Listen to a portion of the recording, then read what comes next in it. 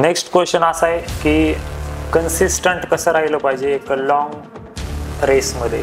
रात्रभर तो मोबाईल बघतो, दिवसभर झोपतोय, मग 12-1ला उठणार, नंतर एकदा जेवण झाल्यानंतर परत तेच मोबाईल बघणार, बेडवर, रूमच्या बाहेर पण निघत नाही. तुमचं लास्ट अटेम्प्ट UPSCची स्टोरी कशी राहिलेली आणि कुठल्या गोष्टी तुम्ही त्या ह्याच्यामधून शिकलेलं?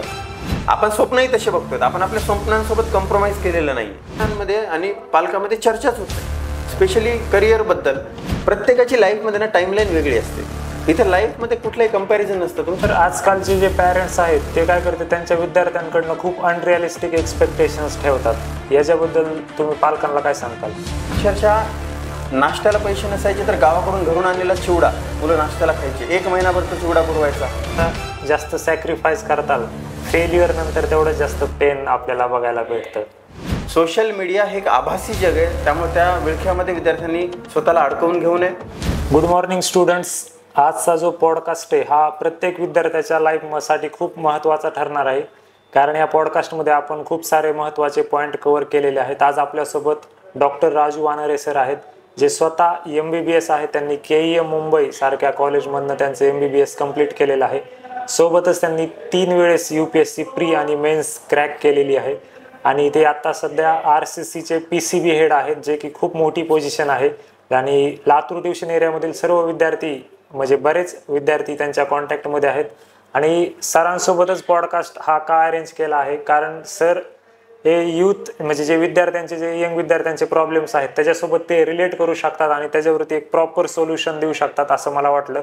आणि माझ्या लाईफमध्ये पण मी खूप साऱ्या गोष्टी त्या आता अप्लाय करणार आहे, कारण मागच्या पॉडकास्टचा पण विद्यार्थ्यांना खूप फायदा झाला होता, असं फीडबॅक माझ्याकडे आला होता. सर, सर्वप्रथम आजचा हा पॉडकास्ट खूप लेंदी नसणार आहे, एक 15 ते 20 मिनिटाचा पॉडकास्ट असेल.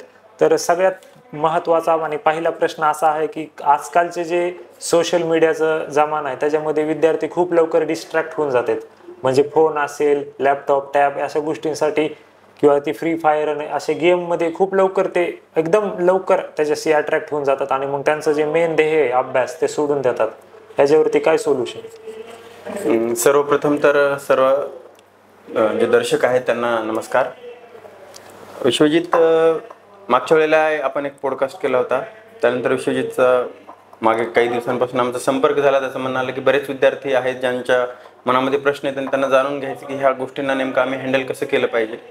तर सोशल मीडिया हा एक अत्यंत ज्वलंत असा प्रश्न आहे, जो स्पेशली जे नीटची तयारी करणारे, JEEची तयारी करणारे विद्यार्थी असतात त्यांना भेडसावत असतो. माझं तर विद्यार्थ्यांना स्पष्ट म्हणणं असतं की विद्यार्थ्यांनी 11वी आणि 12वी होईपर्यंत सोशल मीडिया वापरूच नाही स्ट्रिक्टली. त्याचं कारण असं आहे, बरेच विद्यार्थी, मॅक्झिमम विद्यार्थी जे लातूरमध्ये किंवा नांदेडमध्ये किंवा जे एज्युकेशनल हब आहे त्या ठिकाणी जे विद्यार्थी आहेत, संभाजीनगर असेल, तर बरेच विद्यार्थी पहिल्यांदा घरापासून दूर आलेले आहेत. त्यामुळे त्यांच्यावर वॉच ठेवायला त्यांचे पॅरेंट्स नसतात. त्यांच्या हातामध्ये जर मोबाईल आला तर बघत बघत बघत कधी ते त्या सोशल मीडियावर म्हणा किंवा एखादा गेम खेळण्यामध्ये 1 तास, 2 तास, 3 तास वाया घालवतात, हे आपल्याला कळत नाही. बरं, प्रॉब्लेम हाही नाही की 1 तास फक्त त्याच्यामध्ये जातो किंवा 2 तास तुमचे जातात. तुम्ही त्या 1 तासात किंवा 2 तासामध्ये जी ॲक्टिव्हिटी करताय ती ॲक्टिव्हिटी तुम्हाला दिवसभरासाठी मेंटली अनस्टेबल करून टाकते. तुम्ही कोणीतरी टाकलेली पोस्ट बघता, तुम्ही बघता कोणीतरी लाईफ खूप चांगलं एन्जॉय करत आहे, कोणीतरी फिरायला गेलेलं आहे ना, कोणीतरी त्याच्या गर्लफ्रेंड बॉयफ्रेंड सोबतचे फोटो टाकत आहे, आणि हे बघून तुम्ही कुठंतरी डिस्टर्ब होता. तुमच्यामध्ये कुठंतरी फोमो क्रिएट होतो की मी लाईफमधली एन्जॉयमेंट मिस करतोय का. हालाकी जो व्यक्ती तुम्हाला ते दाखवतोय तो व्यक्ती त्याच्या ॲक्च्युअल लाईफमध्ये प्रॅक्टिकली कसं जगतोय हे माहीत नाही. तुम्ही बऱ्याच जणांचं ऐकलं असेल की बरेच सोशल मीडियावर ज्यांना आपण स्टार म्हणतो, ज्यांचे मिलियन्समध्ये फॉलोअर्स असतात, असे लोक सुसाईड करतात. जर ते एवढे हॅपी असतील, जर ते एवढे खरंच खुश असतील तर त्यांनी असं केलं असतं का. त्यामुळं सोशल मीडिया हे एक आभासी जग आहे, त्यामुळे त्या विळख्यामध्ये विद्यार्थ्यांनी स्वतःला अडकवून घेऊ नये. रादर विद्यार्थी दशेमध्ये स्पेशली आपली 11वी 12वी किंवा ग्रॅज्युएशनचे पहिले 1-2 वर्ष होईपर्यंत विद्यार्थ्यांनी त्यांच्या पर्सनॅलिटीला बिल्ड करण्याकडे लक्ष दिलं पाहिजे. आपल्यासोबत जे मित्र परिवार राहतो, आपल्यासोबत जे मित्र आहेत त्यांच्यासोबत कम्युनिकेट करणं, जे टीचर्स आहेत त्यांच्यासोबत कम्युनिकेट करणं, आपले जे बुक्स आहेत, सब्जेक्ट रिलेटेड बुक्स आहेत ते मॅक्झिमम रीड करणं, त्याच्यातून मॅक्झिमम नॉलेज गेन करणं, ह्या गोष्टीवर आपला सेंट्रलाइज फोकस असला पाहिजे. सोशल मीडिया नंतर आहे असं होणार आहे का की तुमचं फेसबुक किंवा इंस्टाग्राम किंवा तुमचं स्नॅपचॅट 2 वर्षांनी बंदच पडणार आहे. तुम्हाला हे सगळं वापरायला नंतरही वेळ मिळेल, परंतु आत्ता जर तुम्ही त्या विळख्यात अडकलात तर एक सेफ करिअर जे तुमच्या हातामध्ये असायला पाहिजे ते करिअर राहणार नाही. त्यामुळे सध्या आपली प्रायोरिटी नंबर 1 हे आपलं करिअर असलं पाहिजे, ती सध्या वेळ आहे. म्हणजे तुमच्या लाईफमधला जो हा टाइम पिरियड आहे हा करिअरला फर्स्ट प्रायोरिटी कन्सिडर करण्याचा आहे. त्यामुळे सर्व विद्यार्थ्यांनी म्हणजे जर तुम्ही वापरत असाल तर माझं तुम्हाला विनंती आहे की आपण त्याच्यापासून शक्य तेवढं दूर राहा. म्हणजे सर तुम्हाला असं खरंच वाटतं का की या युगामध्ये सगळ्या गोष्टींचा त्याग जर केला, सोशल मीडिया, इंस्टाग्राम वगैरे, फेसबुक ते असेल, आणि त्या गोष्टी प्रिपरेशनमध्ये हेल्प करू शकतात का? कारण मी कुठंतरी ऐकलेलं की जेवढा जास्त सॅक्रिफाईस करताल फेल्युअर नंतर तेवढं जास्त पेन आपल्याला बघायला भेटतं. बघा, आपण म्हणजे सोशल मीडिया वगैरे टाळणं याला मी सॅक्रिफाईस म्हणणारच नाही, कारण ती एक लक्झरी असल्यासारखे. सॅक्रिफायसेस कोणते असतात? जसं आपण तुमच्या पॅरेंट्स पासून तुम्ही दूर राहतायत. बरेच विद्यार्थी मी असे बघितलेत लातूर मध्ये असताना की विद्यार्थ्यांना अक्षरशः नाश्त्याला पैसे नसायचे तर गावाकडून घरून आणलेला चिवडा मुलं नाश्त्याला खायचे. 1 महिनाभर तो चिवडा पुरवायचा.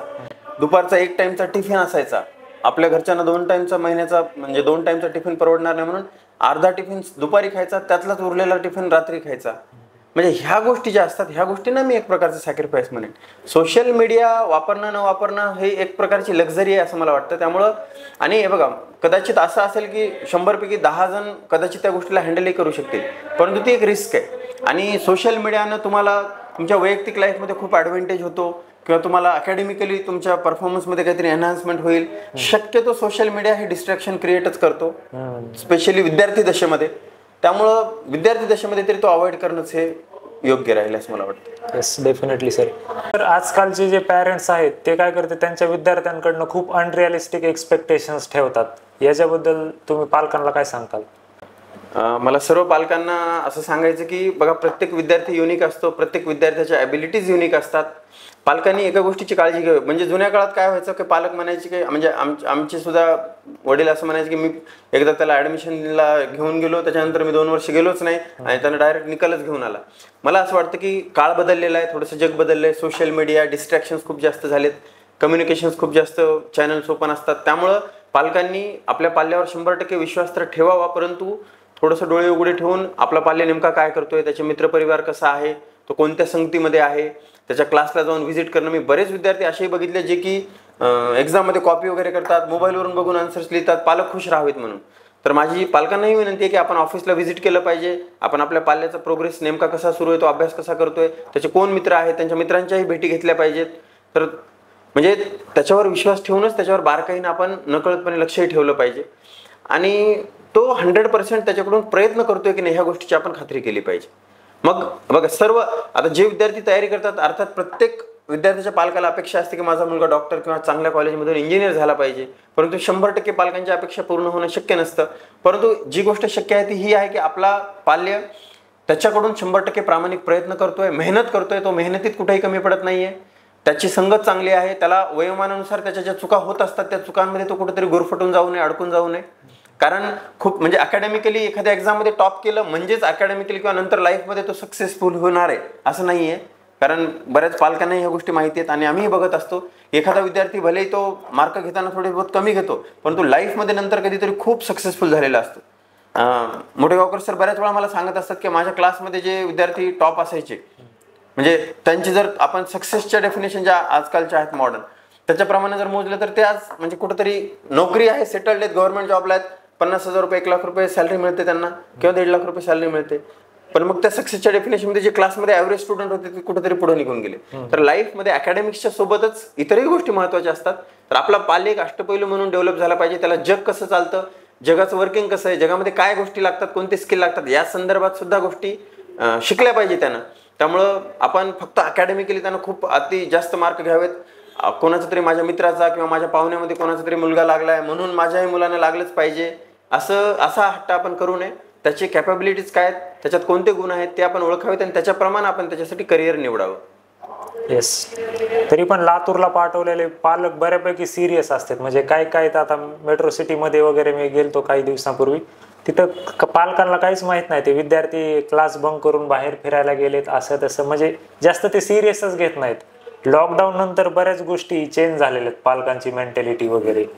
तर पालकांना काय झाले, त्यांची जी प्रिपरेशनची जर्नी आहे ती काय काय पालकांच्या लक्षात येत नाही. म्हणजे विद्यार्थ्याच्या लाईफमध्ये काय गोष्टी चालल्या, त्यांना वाटतं की लातूरला टाकलं म्हणजे ते डॉक्टरच झाला, असं काय काहींचं मेंटॅलिटी झालेली. अशा पालकांना तुम्ही काय सांगताल सर?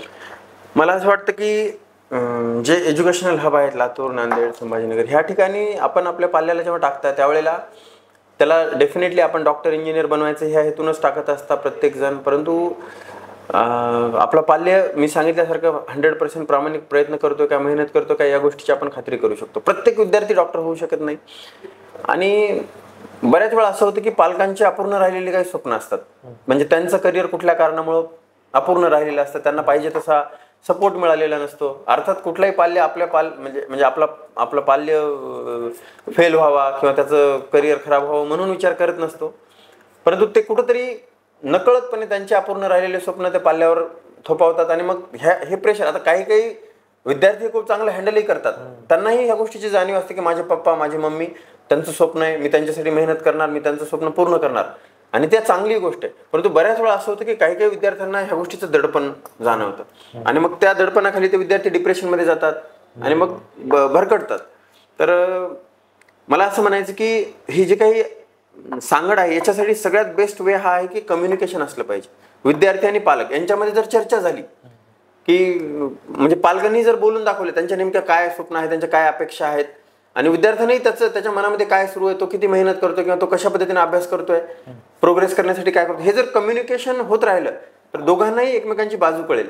आणि मला असं वाटतं की ही एक खूप निगेटिव्ह गोष्ट आहे की आपल्याकडं विद्यार्थ्यांमध्ये आणि पालकांमध्ये चर्चाच होत नाही. स्पेशली करिअर बद्दल, अकॅडमिक्स बद्दल चर्चा होत नाही. मुलं युजली पप्पांसोबत बोलणं टाळतात. पप्पांचा फोन आला की 2-4-5 मिनिटांमध्ये पटकन फोन ठेवतात, हा ना. किंवा मुलींचंही मी बघितलं की चर्चा केली जरी तरी सुद्धा इतर गोष्टींबद्दल, मैत्रिणी माझ्या कशा आहेत, माझ्या मेसवर जेवण कसं असतं, माझ्या इतर गोष्टीबद्दल. मला असं वाटतं की आपल्या अकॅडमिक बद्दल, आपल्या फ्युचर बद्दल आपण काय विचार करतो, आपल्या करिअर बद्दल आपल्या मनामध्ये काय गोष्टी चालतायत, ह्याही गोष्टी आपण खुलून मोकळेपणानं बोलल्या पाहिजे. आणि सर आता खूप सारे विद्यार्थी आता म्हणजे काय ते एक सोशल म्हणजे जे सोसायटीचं जे प्रेशर असतं, आता मी स्टोरी टाकलेली की डॉक्टर राजू वानरे सरांसोबत पॉडकास्ट आहे, कुणाकुणाला काय प्रश्न विचारायचे ते मला सांगा. तर तिथे एका मुलीने विचारलेलं की आमच्यासोबतचे जे होते 12thला ज्यावेळेस ती मुलगी होती तिच्यासोबतचे आता खूप पुढे गेले, कोणी इंजिनिअरिंग करत आहे, कोणी दुसऱ्या फील्डमध्ये गेलेले, ते आता रिपीट करत आहेत. म्हणजे हे खूप प्रेशर आहे आणि हे प्रेशर सोबत अभ्यासामध्ये पण कधी कधी ते सारखं टॉन्टिंग करतं की यार आपल्या सोबतचे कुठे गेले, यावर्षी जर नाही झालं तर मग आपलं अजून 1 वर्ष वायाला जाईल. तर या सिच्युएशनमध्ये विद्यार्थ्यांनी कशा पद्धतीने स्वतःला हँडल केलं पाहिजे? हा खूप चांगला क्वेश्चन आहे. बघा, मला सगळ्या विद्यार्थ्यांना सांगायचं की प्रत्येकाची एक खूप छान मेसेज मी काही दिवसांपूर्वी वाचला होता, कदाचित तुमच्यापैकी बऱ्याच जणांनी तो वाचलाच असेल. प्रत्येकाची लाईफमध्ये ना टाईमलाईन वेगळी असते. इथे लाईफमध्ये कुठलंही कंपॅरिझन नसतं. तुमची लाईफ कोणाच्या तरी लाईफला, जसं तुम्ही एखाद्या वेबसाईटवर मोबाईल कम्पेअर करता किंवा कुठली एखादी गोष्ट कम्पेअर करता, तसं तुमची लाईफ आणि बाजूला दुसऱ्या कोणाची लाईफ ठेवून कम्पेअर केली जाणार नाही. आपली स्वतःची लाईफ जी आहे ना ही युनिक आहे, ही आपल्याला जगायची आहे. त्याच्यामध्ये एखादी गोष्ट कधी लवकर होते, कधी उशिरा होते, चालतं. असं म्हणतात ना, काही काही लोकांनी 60 वर्षापर्यंत एम्प्लॉय म्हणून काम केलं, 60व्या वर्षी कंपनी सुरू केली आणि ती कंपनी अगदी 5 वर्षामध्ये जगामध्ये खूप मोठी झाली. काही काही लोकांनी 30व्या वर्षी कंपनी सुरू केली, 35व्या वर्षी त्यांची कंपनी मोठी झाली. काही काही लोकांनी 30व्या वर्षी कंपनी सुरू केली, 5 वर्ष चांगली चालली, नंतर बंद पडली. प्रत्येकाची, काही काही लोकांना लग्न 30व्या वर्षी झालं, त्यांना मुलं 32व्या वर्षी, 35व्या वर्षी झाली. काही लोकांचं लग्न 22व्या वर्षी झालं, 24व्या वर्षी झालं, त्यांना मुलं 27व्या वर्षी झाली. प्रत्येकाची लाईफची टाईमलाईन वेगळी. आपण आपल्या लाईफला इतरांसोबत अजिबात कम्पेअर करू नये. मला सुद्धा ही फिलिंग यायची जेव्हा मी UPSCची तयारी करायचो. त्यावेळेला मला असं वाटायचं यार मी UPSCमध्ये मी जवळपास 3 वेळा इंटरव्ह्यूपर्यंत गेलो. मलाही असं वाटायचं यार की मी इंटरव्ह्यू दिला, सिलेक्शन नाही झालं की वाटायचं माझे मित्र MD करतायत, पोस्ट ग्रॅज्युएशन करतायत, आता ते सेटल होतील आणि मी अजून ह्या UPSC. पण आपण स्वप्नही तसे बघतोय, आपण आपल्या स्वप्नांसोबत कॉम्प्रोमाइज केलेलं नाही, है ना. तुम्ही काहीतरी तुम्हाला इतरांपेक्षा वेगळं करायचं म्हणून तुम्ही थोडंसं जास्त एफर्ट्स टाकतायत, तुम्ही तुमच्या लाईफमधल्या काही गोष्टींबद्दल रिस्क घेताय, तुम्ही तुमचं एखादं वर्ष एक्स्ट्रा त्याच्यामध्ये टाकतायत. ते कशासाठी? तर तुम्हाला एक बेटर लाईफ पाहिजे, तुम्हाला तुमचे जे स्वप्न आहेत त्याच्यामध्ये कॉम्प्रोमाइज करायचं नाही. तर आपण थोडे ॲम्बिशियस आहोत. जे लोक ॲम्बिशियस असतात त्यांना ह्या गोष्टी फेस कराव्या लागतात आणि रिस्क शिवाय. काल परवा एका चांगल्या व्यक्तीसोबत बोलताना मला एक गोष्ट कळली की माझी जाऊ ज्या होत्या त्या शिवरायांना गोष्टी सांगायच्या, तेव्हा त्या सांगायच्या की लाईफमध्ये काही 2 प्रकारचे लोक असतात. एक असतात जे खूप कॅल्क्युलेटेड असतात, सगळ्या गोष्टींचा व्यवस्थित अंदाज घेतात, त्याच्यात यशाचे चान्सेस किती आहेत, अपयश होण्याचे चान्सेस किती आहेत, आणि मग आपण काय केलं पाहिजे ह्या गोष्टीचा वेध घेतात. फ्युचरमध्ये आपल्याला नेमकं त्याचा फायदा होईल तोटा होईल याचा वेध घेतात. आणि असे लोक सक्सेसफुल होण्याचे चान्सेस खूप जास्त असतात, म्हणजे हे लोक फेल होत नाहीत शक्यतो. आणि दुसऱ्या टाईपचे लोक असतात जे फार जास्त विचार करत नाही, त्यांचं एक कन्व्हिक्शन असतं मनाचं, त्यांच्या मनाने त्यांना सांगितलं की नाही हे करणं योग्य आहे, तू हे केलं पाहिजे. मग त्याच्यासाठी काय लागणार आहे, त्याच्यासाठी एखाद्या वेळेला त्याचं खूप मोठं काहीतरी त्याला सॅक्रिफाईस करावं लागेल, त्याच्या लाईफमध्ये खूप मोठा सेटबॅक बसू शकतो, त्याच्या लाईफमधून खूप चांगल्या गोष्टी निसटू शकतात. परंतु मग ह्या वेळेला सक्सेस होण्याचे चान्सेस फार कमी असतात. परंतु जेव्हा हे लोक सक्सेसफुल होतात, हे लोक इतिहास घडवतात.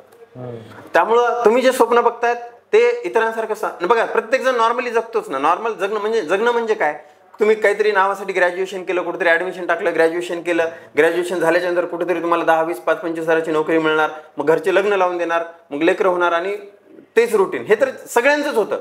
ते शिकणाऱ्याचं होतं, न शिकणाऱ्याचं होतं. तुम्ही स्वतःसाठी एक वेगळी लाईफ चूज करण्याचा प्रयत्न करतायत, त्याच्यामध्ये थोडेसे सेटबॅक्स येतात. हा जो प्रवास आहे याच्यामध्ये, जसं आता तुम्ही आज तर नीट बद्दल हा क्वेश्चन आलाय, कदाचित उद्या चलून तुम्ही UPSC असेल किंवा तुमचं करिअर सेट करण्याबद्दल असेल. काही लोकांचं करिअर लवकर सेट होऊन जातं. डॉक्टर झाल्याच्या नंतर काही लोकांना लवकर पेशंट्स यायला लागतात, काही जणांकडे लवकर येत नाहीत. तर लाईफमध्ये आपण जर वेगळा मार्ग स्वीकारलेला असेल, त्या वेगळ्या मार्गावरचे अडथळे हे सुद्धा आपल्या प्रवासाचाच पार्ट आहेत. ते सुद्धा आपण जे काही यशस्वी झाल्याच्या नंतर जो आपल्याला आनंद मिळणार आहे, तो आनंद अजून द्विगुणित करणारे असतात. त्यामुळे ह्या संघर्षाला, ह्या अँझायटीला आपल्या प्रवासाचा पार्ट म्हणून बघा, अडथळे म्हणून नाही. Yes, definitely sir. आणि आता सर, हा व्हिडिओच्या मागचं मेन मोटोच आहे की मी एक सिरीज चालू करतोय की विद्यार्थ्यांची मेंटॅलिटी आहे त्याची डेव्हलपमेंट करण्यासाठी.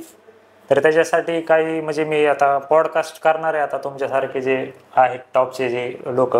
तर आता मेंटल हेल्थवर काही क्वेश्चन असे आहेत की काय होते, विद्यार्थी कधी कधी खूप लोनली फील करतात. इवन त्यांच्या आसपास खूप म्हणजे त्यांचे टीचर आहेत, फ्रेंड्स आहेत, तरी पण ते एकदम असं लोनली फील करतात आणि स्वतःला आयसोलेट करण्याचा प्रयत्न करतात कधी पण. याच्यावरती काय सोल्युशन आहे किंवा याला कसं त्यांनी हँडल केलं पाहिजे? बघा, हा मुद्दा जो आहे मेंटल हेल्थचा, त्याच्याबद्दल मी स्वतः सुद्धा खूप संवेदनशील आहे. कारण मी खूप जवळून बघितलंय.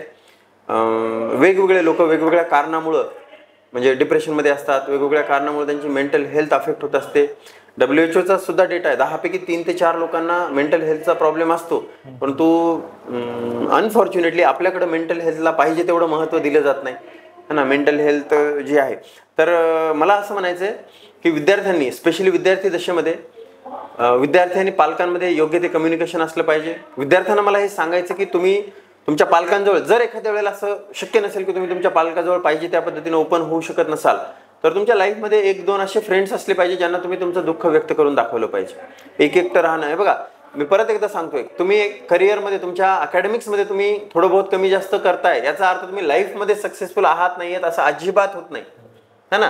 त्यामुळे चालतं, ठीक आहे, मार्क कमी जरी, तुमच्या मनात काय विचार येत आहेत, तुम्हाला काय वाटतं, तुमच्या काय फिलिंग्ज आहेत, किंवा घरामधून समजा तुम्हाला आईवडिलांच्या बोलण्याचं दडपण येत असेल, तर तुम्ही तुमच्या फ्रेंडजवळ ह्या गोष्टी ओपन झाला पाहिजे. तुम्ही त्यांच्याजवळ बोलून दाखवल्या पाहिजे, कोणाजवळ तरी बोलून दाखवलं पाहिजे. तुम्ही जर एकटं राहाल आणि मनातल्या मनात गोष्टींचं ह्या जाळं विणत गेलात, तर त्या जाळ्यामध्ये तुम्हीच गुरफटून जाता आणि मग त्याच्यातून माणूस बाहेर येत नाही. मॅक्झिमम स्टुडंट्सना फंक्शनल डिप्रेशनचा शिकार असतात. फंक्शनल डिप्रेशन असं असतं ना की तुम्ही तुमचं डेली रुटीन फॉलो करताय, तुम्हाला जाणवत नाही की तुम्ही डिप्रेस्ड आहात. तुम्ही उठताय, तुम्ही रुटीनमध्ये तुमचा ब्रेकफास्ट घेताय, तुम्ही तुमचं स्नान करताय, तुम्ही क्लासला जातायत किंवा तुम्ही तुमच्या स्टडीला बसतायत, परंतु आतमधून तुम्ही खचलेले आहेत, तुम्ही डिप्रेस्ड आहे. तुमच्या माइंडमध्ये बॅक ऑफ द माइंड कुठेतरी थॉट सुरूच आहेत. तुम्ही तुमच्या डोळ्यासमोर पुस्तकं तुम्ही वाचतायत, पण त्याच्या बॅकग्राऊंडला तुम्ही डिप्रेस्ड आहेत. तुमचा सेल्फ कॉन्फिडन्स आहे तो कुठेतरी, आणि मग हे काय होतं, हे हळूहळू वाढत जातं. तर मला सर्व विद्यार्थ्यांना हे सांगायचं आहे, जर असे प्रॉब्लेम्स येत असतील तर तुम्ही तुमच्या फ्रेंड्ससोबत ओपन व्हा, तुम्ही तुमच्या टीचरसोबत ओपन व्हा, कोणासोबतही ओपन व्हा, बोललं पाहिजे. मेंटल हेल्थला सगळ्यात मोठा जो उपाय आहे तो आहे तुम्ही व्यक्त होणं. आपल्या आईवडिलांजवळ, प्रेफरन्स नंबर 1, आईवडिलांजवळ ओपन व्हा. नसेल जमत फ्रेंड्सजवळ ओपन व्हा आपल्या, तेही नसेल जमत आपल्या टीचरजवळ ओपन व्हा. ज्या कोणासमोर तुम्हाला कम्फर्टेबल वाटतं त्यांच्यासमोर व्यक्त व्हा. परत एकदा सांगतो, अकॅडमिक्स, बऱ्याच जणांना असं वाटतं, मला विद्यार्थ्यांना हे सांगायचं की बऱ्याच जणांना असं वाटतं विद्यार्थ्यांना की सर माझ्या घरचे खूप गरीब आहेत, त्यांनी मला एवढ्या मेहनतीने शिकवलं आणि मग त्यांचं जर स्वप्न मी पूर्ण नाही केलं, मी नीट जेई क्रॅक नाही केली, मी डॉक्टर इंजिनियर जर नाही झालो तर त्यांचं स्वप्न पूर्ण होणार नाही, मग मी त्यांच्यासमोर कसा जाऊ, आणि ह्या डिप्रेशनमध्ये जाऊन विद्यार्थी जीवाचं बरं वाईट करून घेतात. मला सर्व विद्यार्थ्यांना हे सांगायचं की तुम्ही डॉक्टर इंजिनियर नाही झालात तर त्यांचं कदाचित स्वप्न भंग होईल, परंतु त्यांची सगळ्यात मोठी अचिव्हमेंट म्हणजे तुम्ही असता. आमचा भैया, आमची दिदी, ही त्यांची सगळ्यात मोठी अचिव्हमेंट असते. आणि त्यांना लाईफमध्ये हरला, त्यांना ह्या समाजासोबत, ह्या समाजात जगण्यामध्ये हरला, ही जास्त मोठं फेलियर आहे तुमच्या एक्झामपेक्षा. त्यामुळे तुम्ही असणं तुम्ही त्यांच्या डोळ्यासमोर असणं, एखादं करिअर आपल्याला नाही जमलं चालतं, दुसरे भरपूर करिअर ऑप्शन्स असतात. त्यामुळं आपल्याला अकॅडमिकली काही जमत नाही, त्यामुळं तर अजिबातच कोणी डिप्रेस होऊ नये असं माझं. उलट ज्या लोकांचे काही करिअर मिस झालेले असतात ना, ते लोक काहीतरी, आता आपल्या मोठेगावकर सर, ते स्वतः डॉक्टर बनून इच्छित होते, त्यांचं कुठल्या कारणामुळे डॉक्टर बनता नाही आलं त्यांना, आता त्यांनी हजारो डॉक्टर्स घडवले. तर मला हे सांगायचं की लाईफमध्ये करिअर अपॉर्च्युनिटीज तुमच्याकडे भरपूर येणार आहेत. त्यामुळं अशा गोष्टीमुळं आपण विनाकारण ह्या गोष्टीमध्ये अडकू नये. आपण व्यक्त व्हायला शिकावं, आपण आपल्या मनातल्या ज्या गोष्टी आहेत त्या, आणि जर वेळ प्रसंग आलाच, काही काही विद्यार्थी मी बघितलं, काही काही विद्यार्थ्यांची मेंटल हेल्थ खूप जास्त डिटेरियोरेट झालेली असते आणि ते विद्यार्थी तरी सुद्धा कुठल्या प्रकारची हेल्प घेत नाहीत. जर आपली मेंटल हेल्थ खूप जास्त खराब झालेली असेल, मला पालकांनाही रिक्वेस्ट करायची, विद्यार्थ्यांना रिक्वेस्ट करायची, आपण काउन्सिलरची हेल्प घ्यावी. प्रत्येक वेळी काही तुम्हाला औषधं देऊनच नीट करण्याची गरज नसते. बऱ्याच वेळा काउन्सिलिंगचे सेशन्स घेऊन सुद्धा विद्यार्थ्यांची मेंटल हेल्थ मेंटेन ठेवता येते. येस, नेक्स्ट तोच क्वेश्चन होता की असं प्रोफेशनल डॉक्टर किंवा जे सायकोलॉजिस्ट वगैरे असतात त्यांच्याकडे कधीच गेलं पाहिजे, कारण काय काय विद्यार्थी फारच म्हणजे डिप्रेशनच्या लास्ट स्टेजला गेलेले असतात. मला तेच म्हणायचं होतं की जर समजा तुमचं डेली रुटीन त्याच्यानं हॅम्पर होत असेल, जर तुमच्या मित्रपरिवारामध्ये ह्या गोष्टी क्लिअरली व्हिजिबल होत असतील की अरे यार, हा काहीतरी थोडासा अबनॉर्मल वागतोय, हा बोलत नाही, हा नजर चोरतोय, हा ना, आपल्या NCERT मध्ये हेल्थ अँड डिसीज चॅप्टरमध्ये पण काही फीचर्स दिलेले त्याच्यामध्ये. काही विद्यार्थी मी बघितलं की वेगवेगळ्या व्यसनांच्या अधीन जातात, है ना, काही स्मोकिंग करणं असेल, ड्रिंकिंग करणं असेल एवढ्या कमी वयामध्ये. मग ह्या गोष्टी पुढे चलून त्यांना डिप्रेशन किंवा डिप्रेशन आल्याच्या नंतर ह्या गोष्टी करतात किंवा ह्या गोष्टी केल्यामुळे डिप्रेशन येतं, दोन्ही वेनं होऊ शकतं. तर जर ह्या अशा गोष्टीमध्ये तुम्ही कुठल्याही प्रकारच्या अडकत असाल, तुम्हाला स्वतःला फील होत असेल किंवा तुमचा मित्रपरिवार तुम्हाला सांगत असेल, तर आपण सायकोलॉजिस्टची मदत घ्यावी, सायकियाट्रिस्टची मदत घ्यावी. मी सांगितल्याप्रमाणे आपल्याकडे अजून एक गैरसमज असा आहे की एखादा मेंटल इलनेस असेल आणि त्याच्या संदर्भात जर तुम्ही ट्रीटमेंट घ्यायला डॉक्टरकडे गेलात तर मग एकदा गोळ्या सुरू झाल्यावर त्या गोळ्या आयुष्यभर बंदच होत नसतात. हा एक गैरसमज आहे, असं अजिबात नसतं. काही काही लोकांना एक नॉर्मल ट्रीटमेंट देऊन, मॅक्झिमम लोकांना तर काउन्सिलिंगही नीट करता येतं, परंतु नॉर्मल ट्रीटमेंट देऊनही तुम्ही जेवढं लवकर ट्रीटमेंट घेतील विद्यार्थी, है ना, किंवा जेवढ्या लवकर काउन्सिलरची मदत घेतील तेवढ्या लवकर याच्यातून बाहेर येऊ शकतात. Yes, definitely. आणि सर, माझा एक मित्र आता ते इथे येणार होता भेटायला तुम्हाला, पण तो गावाकडे गेला. त्याचं काय झालं, ते एका लूपमध्ये अडकलाय. म्हणजे रात्रभर तो मोबाईल बघतो, दिवसभर झोपतोय, मग 12-1ला उठणार, नंतर एकदा जेवण झाल्यानंतर परत तेच मोबाईल बघणार, बेडवर, रूमच्या बाहेर पण निघत नाही ते हॉस्टेलमध्येच. म्हणजे असा लूपमध्ये फसलाय ते. गेले 15-20 दिवस झाले त्याचं तेच चालू आहे. त्याने कशा पद्धतीने त्या लूपच्या बाहेर आलं पाहिजे? बघा, कधी कधी ना एक टर्म यूज केली जाते, सोशल मीडिया डिटॉक्स म्हणून. स्वतःला ना सोशल मीडियापासून, मोबाईलपासून दूर ठेवून बघितलं पाहिजे. काही म्हणजे हे जे मेंटल हेल्थचा जो प्रॉब्लेम आहे तो ऍक्च्युली खूप मोठ्या प्रमाणात आहे, पण तो दिसून येत नाही. लोकांनी जर स्वतःचा मोबाईल थोडासा दूर ठेवायला सुरुवात केल्यावर त्यांना कळेल की किती जास्त डिपेंडन्सी क्रिएट झालेली आहे. झोपेतून उठल्याच्या नंतर पहिले मोबाईल हातात घेऊन बघतात, काय झालंय, जणू काही जगामध्ये काहीतरी खूप मोठी घटना एखादी होणार आहे आणि यांचं बघायचं राहून जाणार आहे, आणि यांच्या न बघल्यामुळे किंवा यांनी अपडेट न घेतल्यामुळं ते संकट अजून वाढणार आहे. तर मला जे विद्यार्थी अशा लूपमध्ये अडकलेले आहेत किंवा जे सोशल मीडियाच्या आहारी गेलेले आहेत, मोबाईलच्या आहारी गेलेले आहेत, अशा विद्यार्थ्यांना एक सांगायचं की सध्याचा जो टाइम पिरियड आहे ना, हा तुम्हाला तुमच्या लाईफवर, तुमच्या स्वतःवर वर्क करण्याचा टाइम आहे. तुम्ही जर हा वेळ सोशल मीडियामध्ये अडकवण्यात वाया घालवलात तर तुमच्या करिअर अपॉर्च्युनिटीज फार कमी होतात. मी असं म्हणणार नाही की नंतर काही मिळत नाही, पण करिअर अपॉर्च्युनिटीज खूप कमी होतात.